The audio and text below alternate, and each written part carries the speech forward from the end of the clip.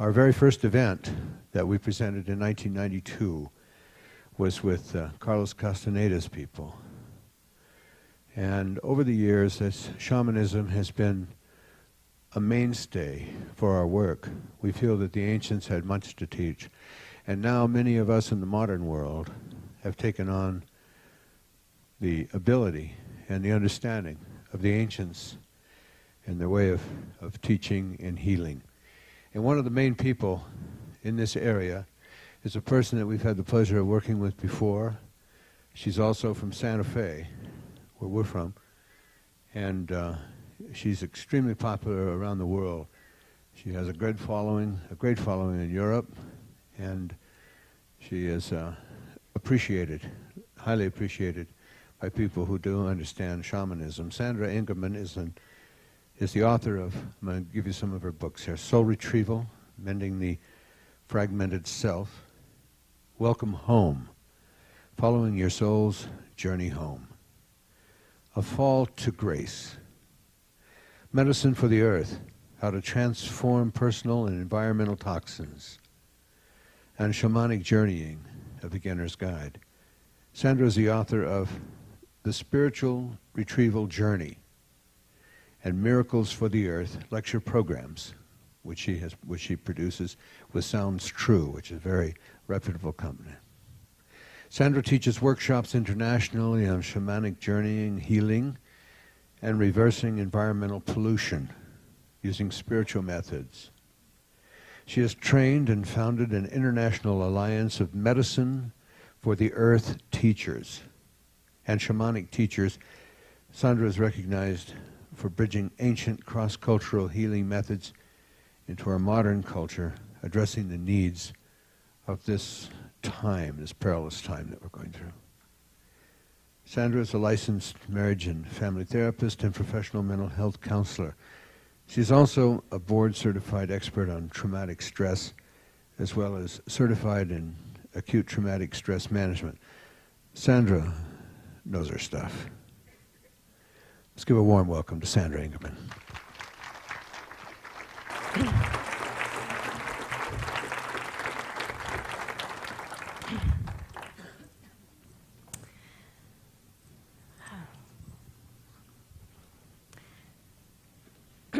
So I'd like to invite people, only if it feels comfortable for you, to start out by taking off your shoes and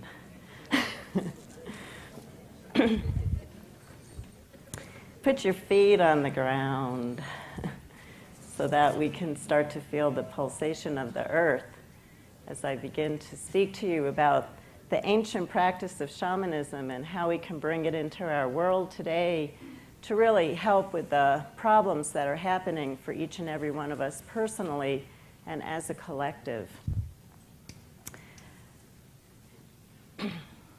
If you really look at what's happening, the fabric of reality is starting to dissolve.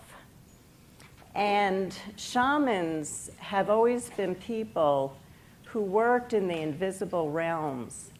And their work was to keep weaving a new fabric of reality into being. And so, although this morning I'm going to talk to you about a lot of methods that shamans do, healing methods, it's really important to understand that methods have never healed anybody. It really is about what goes on, the energy that goes on behind the method, and the love that comes from the practitioner's heart, because it's only love that heals. Methods have never healed anybody.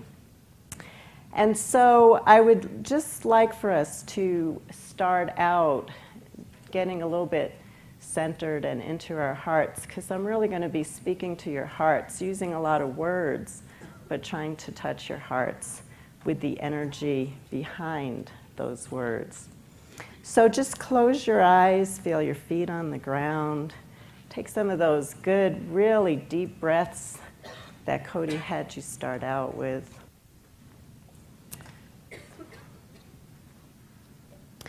And as you breathe really deep, try and allow yourself to connect your feet deep with the earth.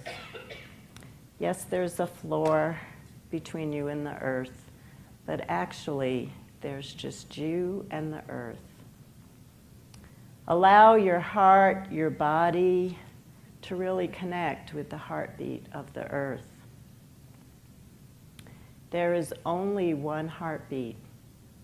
There is only one heartbeat, and we are connected to that one.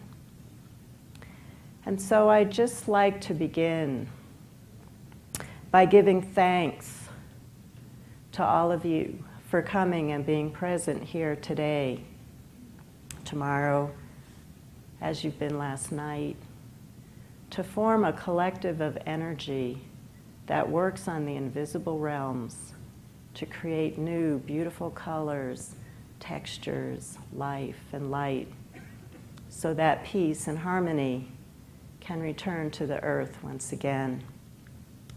And so we start out in deep gratitude to our ancestors, to ourselves, to the descendants who we leave this great earth to, and to the spirits of the land here, and our helping spirits who you might not have met, but they're around you right now. And we give thanks and gratitude for the presence of the spirit that lives in all things in this room right now. So I'll just do a little bit of whistling and just a little bit of rattling, and just keep breathing, connecting, breathing, connecting. Open your hearts. There's one heartbeat, only one heartbeat. Connect your heartbeat with everybody in the room, with the sky above and the earth below.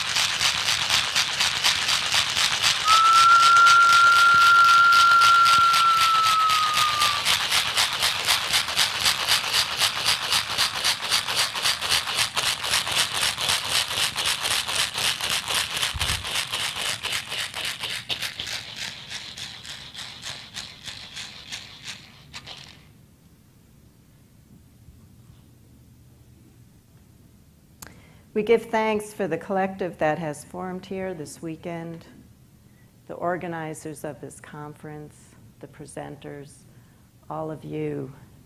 We form a collective that has great potential to weave the fabric of reality that brings peace and love and light and oneness into our world right now. And we must believe in ourselves and the possibilities, all the possibilities. It's unlimited of what we can do. But it's through our hearts, it's through the spiritual parts of ourselves that this web continues to be woven. Keep breathing through your hearts. Keep allowing yourself to connect with the heartbeat of the earth. Feel yourself connected to the circle as I begin to speak to you this morning. So if you want to, you can open your eyes.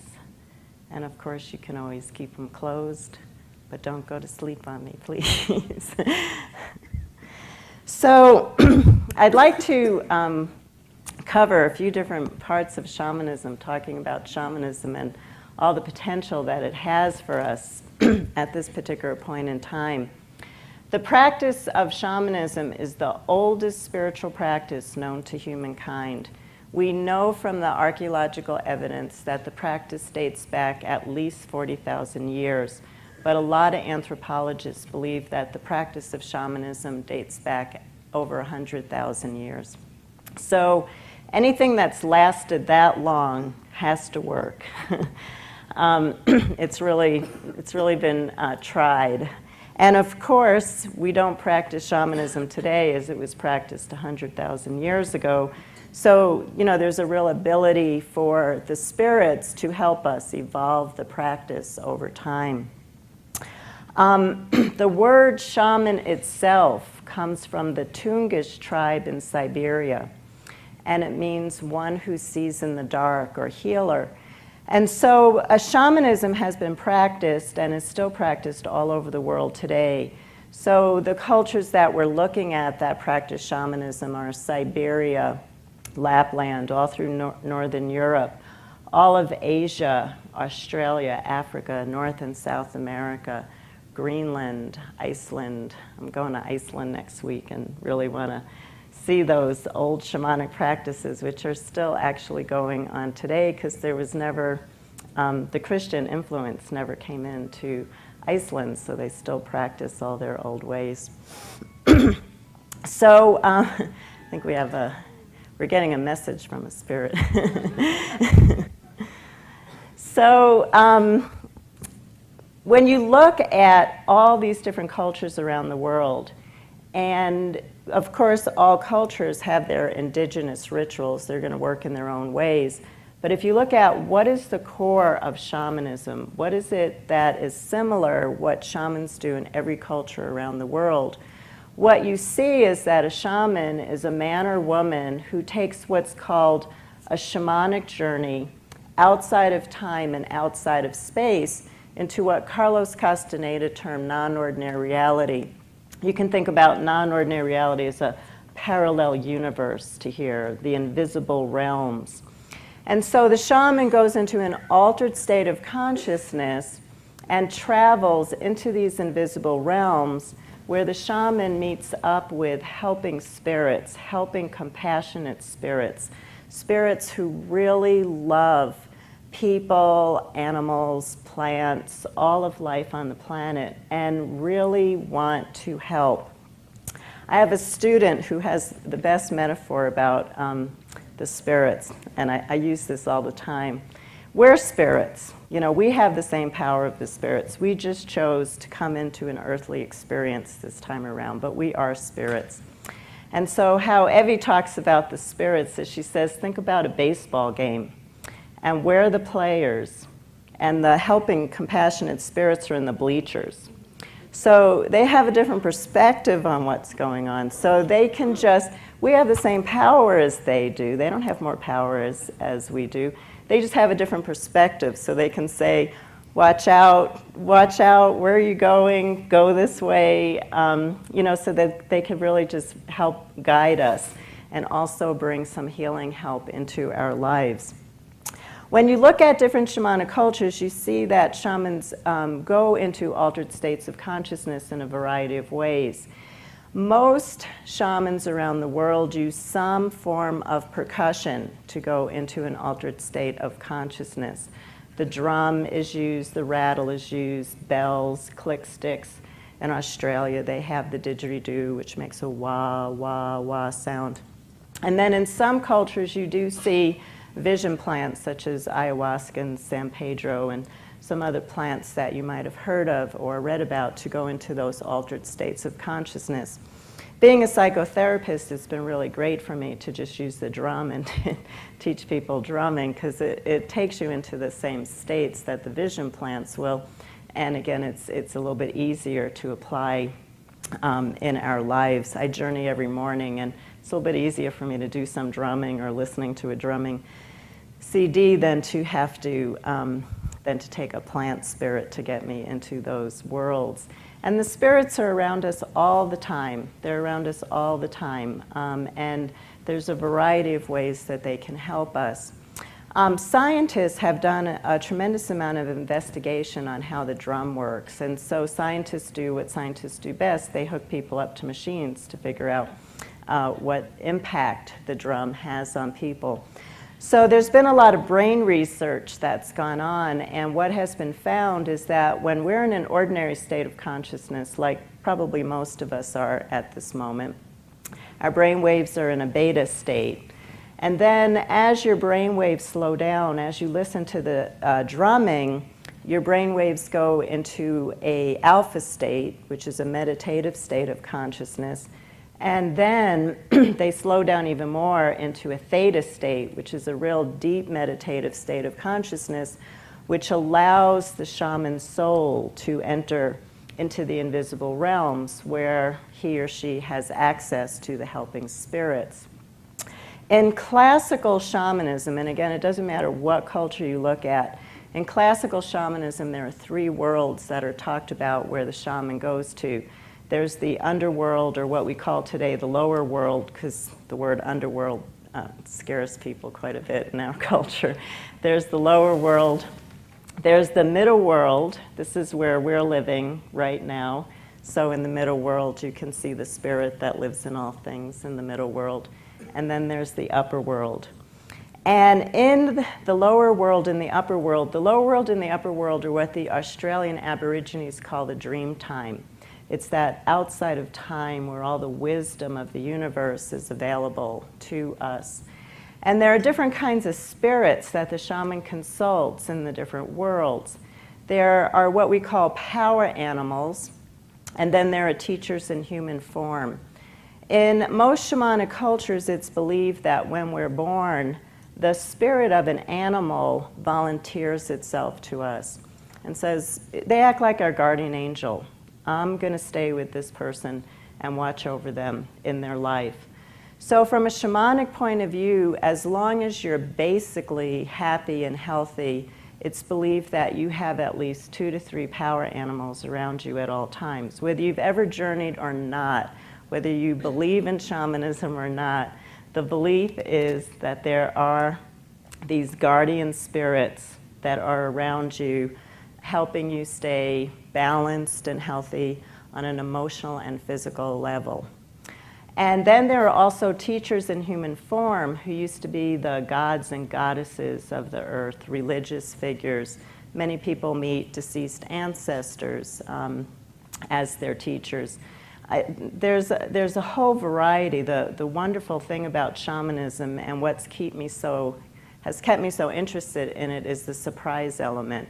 You never know. You can get a really young child as a teacher. I mean, you have no idea. People come to my workshops on journeying, and if you show up this afternoon, I'm sure it will happen to you too. You come in and you're positive who your animal is. And then you go and you find out that can't possibly be. There's that incredible surprise element. So I started journeying on Halloween of 1980.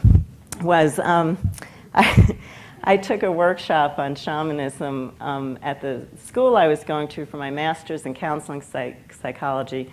Dr. Michael Harner, who's an anthropologist, came to teach a workshop. I thought I was signing up for 2 easy units. That was I was working 60 hours a week to put myself through school, and I was taking 16 units a quarter. I heard some guy was coming out from Connecticut. They didn't know what the workshop was. They knew I could get 2 easy units if I signed up. I signed up. And I am still working on those 2 easy units. What yours is.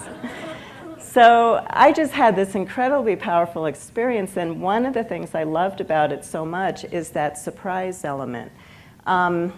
In a culture, I grew up in Brooklyn, New York, we did not talk about power animals at the dinner table. And so, in a Western mind, the first question that comes up, I've taught over 10,000 people how to journey, and I've never been in a room where the question did not come up, am I making up my journeys? Is this in my imagination? And of course, from a Western perspective, where you were taught only what you can see, hear, feel, taste, smell, and the tangible world is real, and everything else is in your imagination. And so, the journeys, the power of the journeys is that I never have to prove shamanism to anybody because the spirits prove it to people who journey, because the synchronicities that happen and the surprises that happen are beyond what most of us can really imagine. So, you know, the spirits come through in a really tangible way to say, yes, we're here, we're helping you, we're going to help you take that next step forward. So the shamanic journey is a practice used by shamans to access information, to be able to divine information for oneself, for another person, or for an entire community, for an entire collective. And then shamans also work with healing. And from a shamanic point of view, there are 4 main causes of illness. Shamans have hundreds of ceremonies that they work with. So as I describe some of the ceremonies that a shaman works with today, you know, don't get stuck that this is the only way that shamans work, because they have hundreds of ceremonies in that shamanism is a system of direct revelation. So there isn't a course where, okay, this is how you work. You work with your own helping spirits to get the healing method for a particular client. And so the client is treated on a very individual basis. People come up to me and say, well, from a shamanic point of view, how would you heal chronic fatigue syndrome? Well, if I have 100 clients with chronic fatigue syndrome, I'm going to get 100 different ceremonies, because the spirits are looking at that person from a very unique basis. We're not putting labels where for insurance purposes. Shamans don't work with insurance. So, you know, we really just look at what's happening for that particular person. But I will describe to you some of the 4 major causes of illness for a person. And they all work together. It's not usually one or the other. It's usually a combination of things going on. We live in a perfect universe, but things do happen. And power animals come and go. You know, they recycle. They teach you everything they have to teach you, and then they go. My power animal, who I've been working with for over 20 years, he tried to leave me once. He said, I've taught you everything I can teach you. It's time for me to go. I said, please, don't leave me, please. And so he said, you have so many abandonment issues, I'm staying. I'll be with you forever.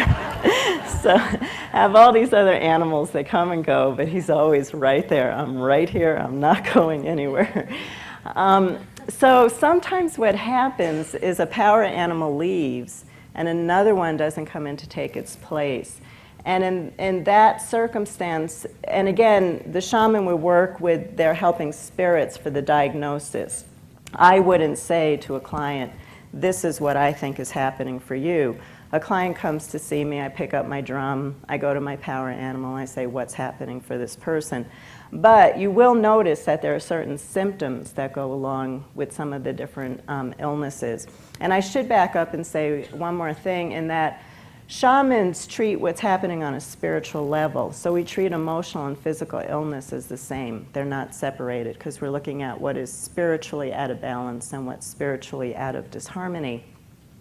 So if a power animal goes away and a new one does not come in to take its place, that person is left without power. And the symptoms that might show themselves would be chronic type problems, chronic illness, a person who always has a cold, always has the flu. Every time you call them up, they have something else going on a physical level. Chronic depression, chronic suicidal tendencies are real clear messages of a loss of power, because it is the role of your power animal to take care of you on an emotional level. And a real symptom of power loss would be chronic misfortune. People, you start to wonder if they're being jinxed.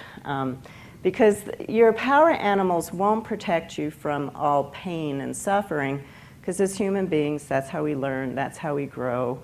That's how we're sculpted into the people who can really make a difference in the world and bring harmony into the world. So they're not going to stop all pain and suffering.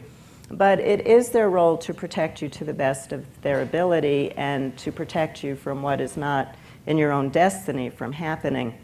So let's say a client comes to me and says, Well, I was in a car accident, and then my partner asked me for a divorce, and then I lost my job, and then my cat died, and then I got a letter in the mail that my bank was going under. You know, those kinds of things are unusual strings of events. They're unusual. Something unnatural is going on here. So in those particular cases of chronic depression, chronic suicidal tendencies, chronic misfortune, chronic illness, it's the role of the shaman to go into the non-ordinary worlds and to find a volunteer old power animal who's willing to come back, actually physically come back into the body. The shaman actually blows the animal back into the heart of the patient to restore that person with power again. So that would be one of the classic ways that we work with people and have been worked at with in ancient times too. In the case of power loss, something is missing, and it's up to the shaman to bring back what's missing. The other thing that could be missing for a person is a person could be missing a part of their soul. And the definition of soul that I'm using is soul is our essence, it's our life force, it's that part of ourselves that keeps us alive.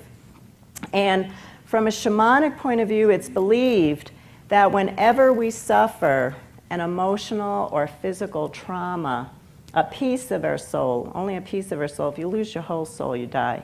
So it's a piece of your soul, travels over into the non-ordinary realms, either the lower world, the middle world, or the upper world, where it is waiting outside of time to be safe for it to come back again. So what it's called in shamanism is soul loss. And soul loss is actually a really good thing that happens to us. It's how we survive trauma. So I always use the same example. Let's say I'm going to be in a head-on car collision. At the point of impact, the very last place I want to be is in my body. My psyche could not endure that kind of pain. So our psyches have this brilliant self-protect mechanism. They go away while the pain is occurring. From a shamanic point of view, though, the soul doesn't always come back on its own. It takes a person, a shamanic practitioner, a shaman, who's willing to intervene in the spiritual realms in behalf of that client to track down what world did the soul go to, and then to physically bring it back, again, blowing it into the body. There are different shamanic methods. Again, there are many different ceremonies all around the world for soul retrievals. The classic symptoms of a person who has soul loss, some of it is similar to power loss, but there are some differences. And again, the shaman would have to journey to the spirits to get that diagnosis. Any kind of abuse, physical, emotional abuse would cause soul loss. And, well, those are the causes. Let me go through the causes before the symptoms, because it'll make more sense to you. Wartime stress, you can only imagine the unbelievable horror, the unbelievable terror. So, of course, you're going to send a part of yourself away during those times. An accident, surgery, it's amazing how many people say, I've never been right after my anesthesia. Something's not been right. I just don't feel like I'm back after my anesthesia. Addictions will cause soul loss. They're a symptom of soul loss, but they'll also cause soul loss at the same time. Anything that is shocking, shock is what causes soul loss. And from a shamanic point of view, it's believed that alarm clocks cause soul loss. So a lot, and I know that they do. You know, you'll do anything to get up before that alarm clock goes off. You know, you don't want to hear that sound. So the symptoms that would go along with soul loss are dissociation is the classic symptom. And what people describe is, I just don't feel like I'm really here. I feel like I'm observing life more as if I'm in a movie. I just flew back from New York a few days ago teaching a workshop, and I was sitting next to a man who became paralyzed during the Iraq War. And we were talking, I didn't tell him, it was I was flying from Dallas to Albuquerque. It was too short to go fully into shamanism. I just listened to him. He wanted to talk. He had a lot of things to say. But, you know, he talked about, I just feel like I'm observing life like a movie. I'm just not fully back in my body. That's, you know, that's really classic. What you hear from people who are suffering from soul loss is that feeling like they're not engaging in life, that some part of them is always separate. And it is. That's why they're feeling like that. Again, chronic depression, chronic suicidal tendencies would also be a symptom, just like power loss. It's another symptom of soul loss. Post-traumatic stress syndrome is a symptom of soul loss. Chronic illness, especially immune deficiency problems, would be a symptom of soul loss. Addictions is a real symptom of soul loss. We always, as a Western culture, we all look outside of ourselves to feel filled up, whether it's food, substances, drugs, relationships, money. If I could just buy that one more car, if I could just get that one more house, you know, that whole thing, if I could just get that one more thing, life will be good and I'll feel filled up. If your soul is completely in your body, you're complete. You don't need anything from the outside to make you feel complete. So it's addictions, but addictions go on all different levels. How we look to something outside to make us feel complete, to make us feel filled up. Divorce, where there's been a divorce or the death of a loved one and grief just keeps going on and on. There is a very normal period of grief. But when a person comes to me and says, it's been 5 years and I can't get on with my life, I would look for soul loss. Anytime anybody says the words to me, I've never been the same since, and they don't mean it in a good way. You know, some things happen and we're never the same in a good way, but when people say, I fell off a horse, it was years ago, and nothing's been right since, that would be a symptom of soul loss. So again, in those particular circumstances, it's the role of the shaman to travel into those non-ordinary reality realms, find those lost soul part or parts, it could be more than one, and to actually gather them together, bring them back to the body. Again, there's hundreds of, it's really fascinating to watch indigenous shamans do soul retrievals because the ceremonies for soul retrievals can be so varied. The way I actually work with it is to actually pull those souls back to my heart, get up and blow into the body of the person. And it's really interesting. I just wrote some information to add to my book on soul retrieval because of all the brain research that's going on. And now scientists have the ability to scan the brains. And what has been found is that during a trauma, the part of us that can speak, actually, that part of your brain actually shuts off. So that what is finally, shamans always knew this, but what's finally being discovered by the medical community is talking about your trauma is not going to heal it. Because the part that knew how to speak and could rationalize wasn't there during the trauma. So just by speaking about it, nothing's going to happen. Healing isn't going to take place. And so now what's being found by many psychologists and psychiatrists and psychotherapists is those methods like yoga, qigong, tai chi, meditation, anything that works on more of a cellular body level, those are the things that are going to work with trauma, because to take it out of more of the rational and get it more into the body. From a shamanic point of view, we actually blow the soul back into the body. And I instruct my clients to think about absorbing that light from the soul as if you were a dry sponge being put in water. Let your every cell open up. As I'm blowing in, you absorb. Take it in, take it in, take it back in. So it's a real powerful healing. And what I keep saying over and over again is, if you really look at the world today, we're really looking at people who lost their souls. Because, you know, on a planetary level, who would start to put money over life? If you were really in your body, who would make that choice to put money over life? I mean, you know, when you really look at what's going on, we're seeing people who aren't in their bodies enough to be making good decisions. So we really need quite a lot of soul retrievals going on. However it's done, whatever system it's done, and it doesn't matter, but we need to get home, and we need to get home now so that we can really start making some good decisions that will bring the earth to a place of healing for all of life. You know, we're trying to create a world of harmony for all of life. To go on with illness, shamanic illness, if your power animal, if your power is not in your body, if your soul is not in your body, it means there's an opening. And the universe cannot stand a void. So something might come in to take up that place.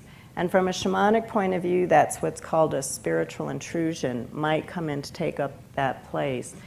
And the symptoms of a person who would have a spiritual intrusion would be a localized illness. And again, we look at everything emotional and physical as the same.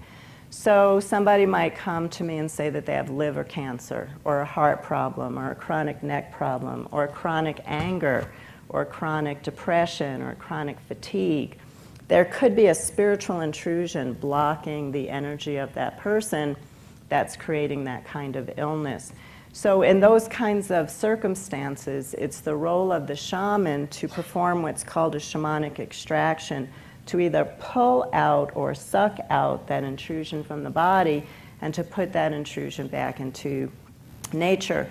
In shamanism, we don't look at evil. There is no such thing as evil from a shamanic point of view. People behave in an evil way, but there isn't evil. So the intrusions aren't evil. They're seen as misplaced energy.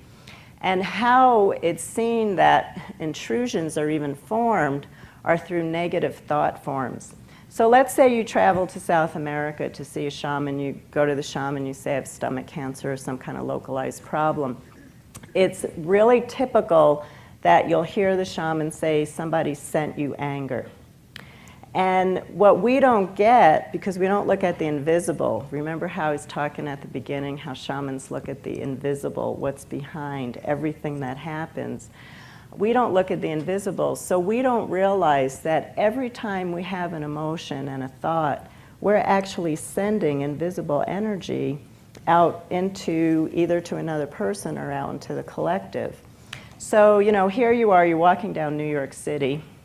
You don't have your power, you don't have your soul. There's all this anger, frustration, despair, all in the airwaves. It comes into you and it creates an illness. So the shaman identifies what that intrusion might look like. From a shamanic point of view, it's usually something that really shouldn't be there. Like when a client comes to me who needs an extraction, I wouldn't say, oh, look at those pretty butterflies. It would be, oh my God, look at those centipedes sitting in that person's stomach. I mean, it's really clear that that being should not be in the body of that person.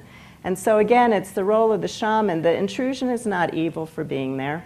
It's misplaced. If a spider is on your bed in your bedroom, it's not evil for being there. If you're working in harmony with the universe, you pick up the spider, you put it outside. That's what shamans do. They go into the body, they take out what doesn't belong, and they just put it back into nature again. Most shamanic cultures put intrusive spirits into water. Some put them into fire, but you know, always back into nature. Some back into the earth, always back into nature again, where the power of that intrusion is then neutralized. Shamans are people who heal both the living and the deceased. How shamans heal the living is power animal retrievals, soul retrievals, doing extraction work.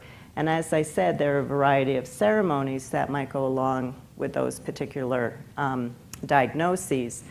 How the shamans heal the deceased is doing what's called psychopomp work. Psychopomp is a Greek word. Psychopompus, Hermes was the great psychopomp. And the word actually translates to leader of souls.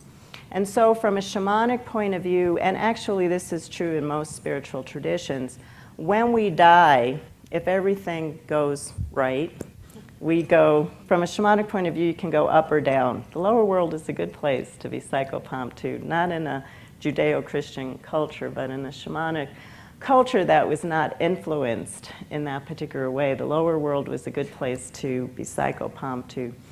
So you make that transition. You transcend after your death. And in most spiritual traditions, it's believed that during sudden, very traumatic deaths, there's a possibility, it's not 100% of the time, but there's a possibility that the soul does not transcend but gets stuck here in the middle world.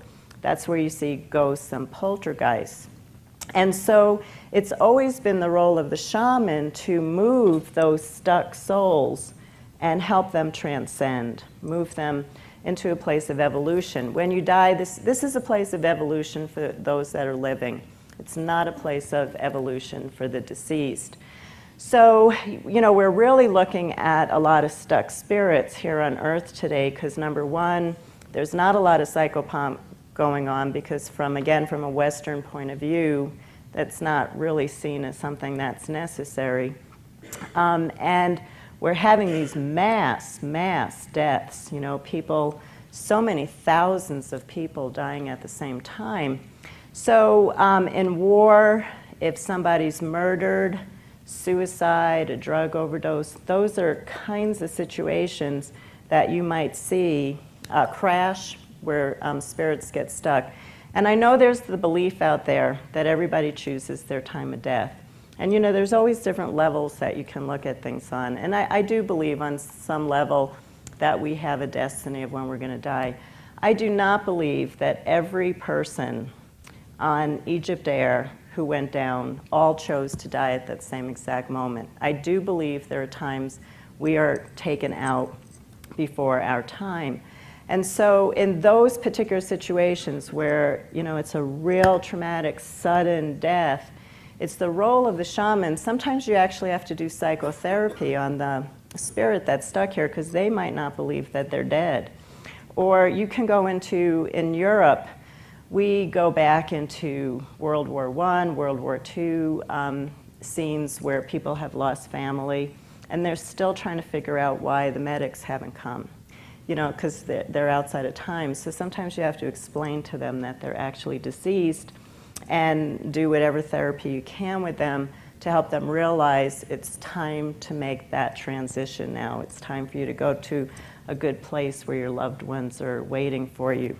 So the earth needs that for healing right now because, again, when we start to look at that invisible fabric that's being woven, all the wandering souls that are stuck here are pulling down the consciousness of those of us who are here. You know, we really want them to go into a place where they can get the love and the evolution and the healing they need, and for all of us to be able to walk this earth from a place of balance and healing and health. So there are places where the shaman has to go into to do that psychopomp work where there might be what we call ghosts and poltergeists, but also if you don't have your power or soul, one of those wandering spirits might see that there's an empty apartment that they can move into in your body. And that's what's called a possession. And I know possession gets quite popular. I've watched over 20 years how it goes up in popularity and down. And but more and more hypnotherapists and psychotherapists are actually seeing the need for working with people who are possessed. A lot of times you'll see multiple personality is actually a possession. You really do have more than one person living in the body. That's where you have that multiple personality. Schizophrenia, different psychotic states could be a possessing spirit where the shaman has to go in and again do therapy on that spirit and to try and get it to realize its time is up here on earth and to move over into a better world for that person. So those are some of the different healing methods that shamans work with. And to become a shaman, shamanism isn't something that you can go to school for. It really is, there's initiations that happen for a person who chooses a really strong shamanic path that sculpts them into a being who can have that deep access to the place of oneness that we talk about today, to the place of unity, to working with the helping spirits. But all of us can learn shamanic practices. We can all learn how to journey.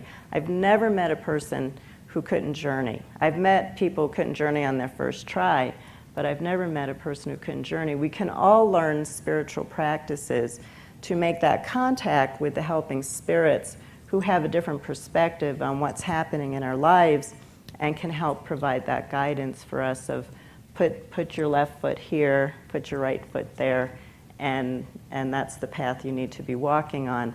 And of course, we can always ask our helping spirits if they're willing to perform a power animal retrieval, a soul retrieval, an extraction, or a depossession on us. From a shamanic point of view, it was the role of the shaman to intervene in the spiritual realms to do that healing work. But people have been very successful in calling on their own helping spirits and asking for that healing to come through. So, that's been most of the work that I've been working with over the years, is teaching people how to journey, working with clients, teaching the different shamanic healing methods. And my BA is in marine biology, so I have that really deep love for water, deep love for the earth. I grew up in Brooklyn, but I was always a nature being. People think that there's no nature in Brooklyn, but there's actually nature everywhere. So I was really deeply connected, and I just loved the earth. So when I got into shamanic journeying, although what people know me for is the work that I've done with journeying and soul retrieval, that's what people know me the best for in the world. What people didn't realize is in my own personal journeys, I was asking the spirits, how can we heal the earth? How can we work with the pollution that's in the water, that's in the rivers? And so for 20 years, I was really looking at that from a spiritual perspective. I gave up on going back to school and becoming a scientist, and that I was going to learn it like that. And I realized that the spirits had a lot to teach on that particular level. And so between my own journeys, and then what I started to do is I wanted to learn about miracles from different traditions. So I started reading the Bible, I started studying the Kabbalah, I really got into alchemy, the practice of alchemy, and the literal definition of alchemy. It's an Aramaic word, and the literal definition of alchemy is working within and through the dense darkness inside, working within and through the dense darkness inside. And I love going to Egypt, so I was listening to all the Egyptian stories and the Taoist stories, and I wanted to look at what were some of the elements when you hear about all these mystics and shamans and incredible healers creating miracles. What did they do? To try and look at it and try and get a sense of, on an energetic level, what were they actually working with? And so I started to, between my own journeys and my own reading, come up with a formula for ways to actually transmute pollution. And then we started to do the scientific experiments to see if anything I was talking about or wrote about even worked.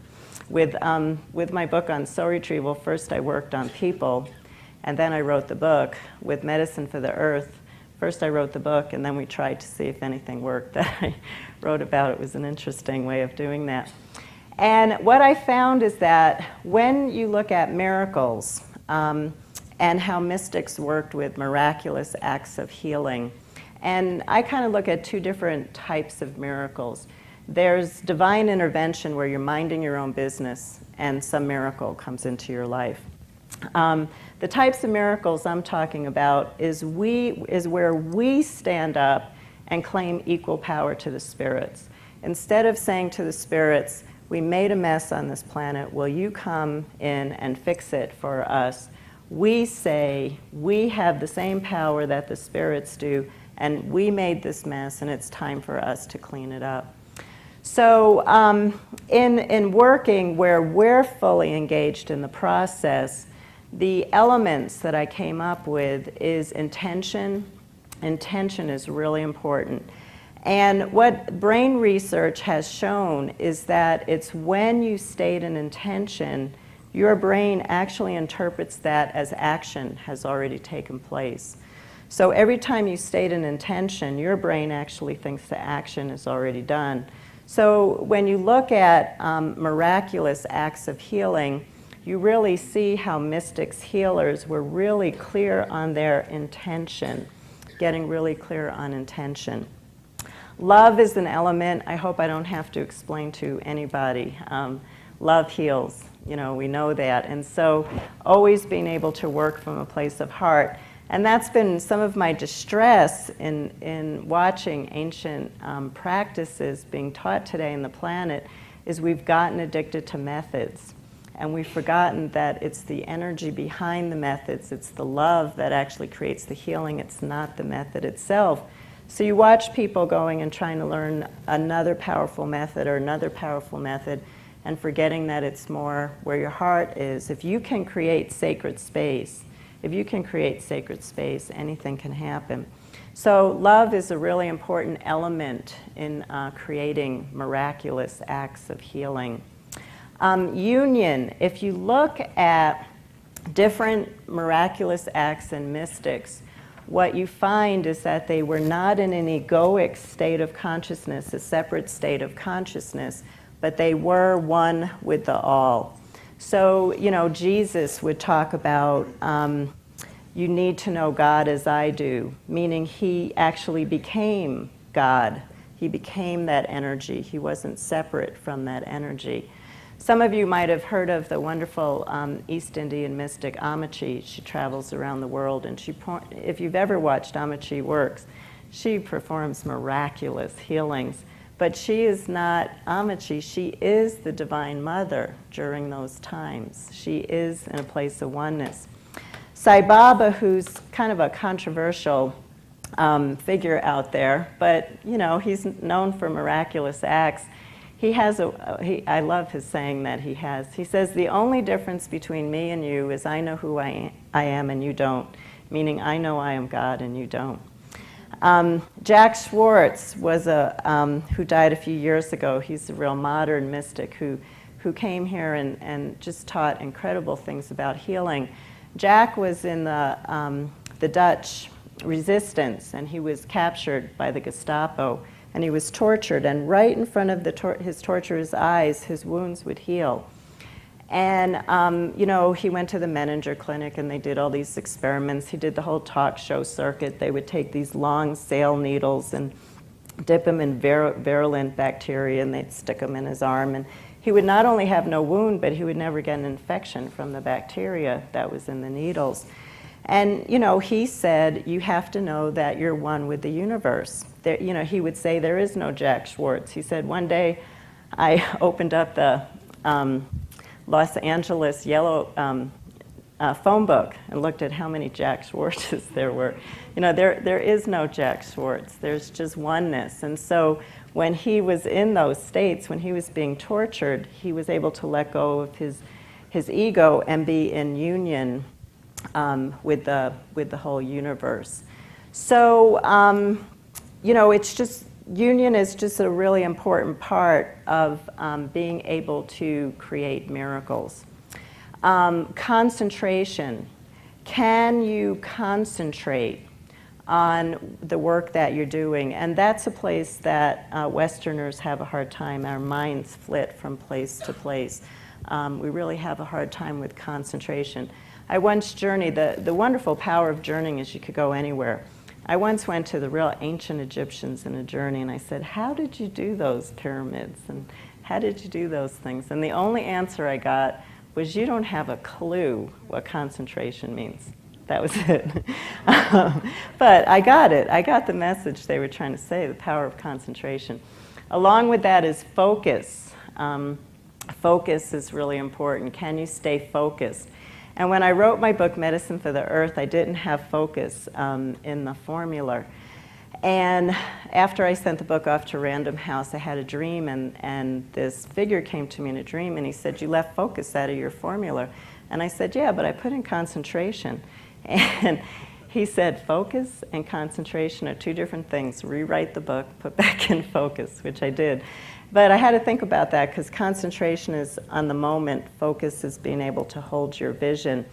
And what I found during 9/11, I was teaching during 9/11, and all the phone calls started coming in. I found that with spiritual practitioners, the first thing that they lost was their focus.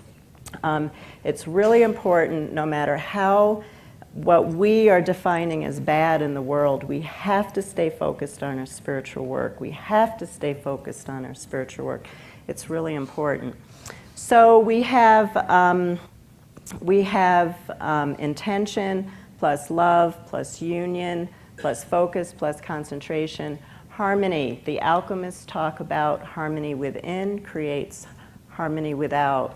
And so from a spiritual point of view, everything that we're seeing in the outer world right now is a reflection of our own inner state of consciousness.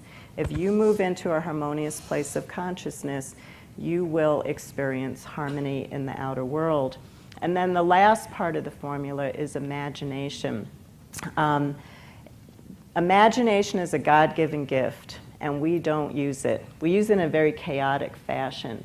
But if we could really focus our imaginations to see, hear, feel, taste, smell the world that we want to live in for ourselves and all of life, that's what we're going to call into being.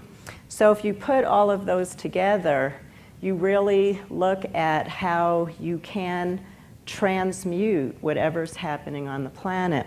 And I know that I've run out of time, but just to end with saying that we have done studies with intentionally polluting water and finding that we were able to change the chemical composition of the water by working in this particular way. I also did a study with the University of Michigan Medical School where we worked with heart attack patients. And I taught them that by finding their own divinity, they can heal themselves. We have not published the results yet, but they're really good, so I'm very excited about that. And the United Nations just asked me to come and talk to them in July about the medicine for the earth and bringing spiritual practices in to helping our environment right now. So things are definitely moving along in a really good way. And I think it's really important for all of us to realize that it's our perception that creates our reality. Change your perception, our reality will change. And it's who we become that changes the world, not what we do. It's who we become that changes the world, not what we do. So keep doing that inner work, keep doing that inner searching. And as you realize that you are just light, you are love, you are harmony, that's really how our world is going to change. It's not going to be from what we do in the outer, but it's really going to be what we do in the inner. Have I got the timing right? Are we at that place? So I journeyed once to the descendants. And what the descendants said to me is think about a hand and think about one of your fingers falls off your hand and that finger thinks that it can have a separate life. Preposterous, isn't it? And what the descendants said to me, that's what's happening on the planet right now. And they said, we have to go around, pick up all the fingers, put them back on the hand, and realize that we're all one. So, as you continue your spiritual practices, keep going within and finding that light and keep doing the imagination work. Don't lose your focus. No matter what goes on in the outer world, don't lose your focus and keep imagining the world that you want to call into being. And I have absolutely no doubt that we're going to do it. So thank you for your time.